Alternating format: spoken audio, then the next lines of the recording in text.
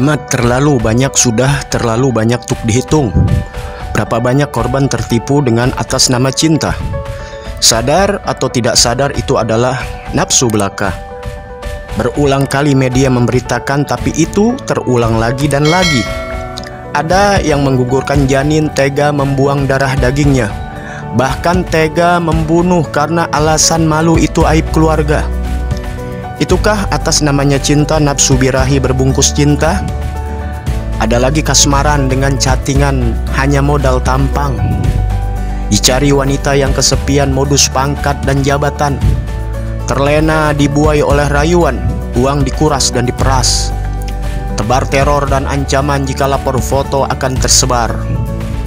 Penyesalan datang di belakang, jika di depan namanya pendaftaran. Ada lagi yang tebar pesona, bibir merkah dimerahkannya.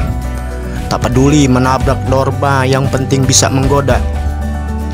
Kamera jahat siap beraksi, membuat sulap segala obsesi. Niat bisa menggoda lelaki, tak peduli bujang dan beristri.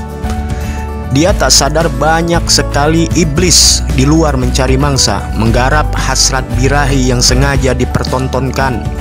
Tipu muslihat mulai beraksi dengan segala cara dihalalkan, hingga memakan banyak korban, membuat segala penderitaan. Bahkan derita berujung petaka, dari pelecehan sampai memperkosa, tega membunuh, bahkan memutilasi. Nuraninya tidak lagi manusiawi. Ketika sadar, penuh penyesalan, tidak mungkin bisa dikembalikan. Penyesalan datang di belakang, jika di depan namanya pendaftaran. Jangan baper jika diberitahu itu tanda cinta sesungguhnya, karena cinta itu suci, tak mungkin ternodai. Memang cinta dan nafsu birahi beda tipis. Jika Anda masih tak mengerti karena akal sehat tertutupi. Ajaran agama dilupakan, nasihat orang tua diabaikan. Tontonan menjadi pelajaran, tuntunan hanya menjadi tontonan. Wahai generasi muda, ajak dirimu kembali ke agama.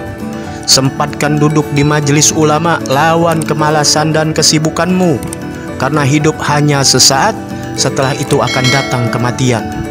Semua akan dimintai pertanggungan jawab segala bentuk kehidupan. Kehidupan yang abadi akan kalian alami mau tidak mau. Apakah balasan kenikmatan atau siksa pedih yang dialami?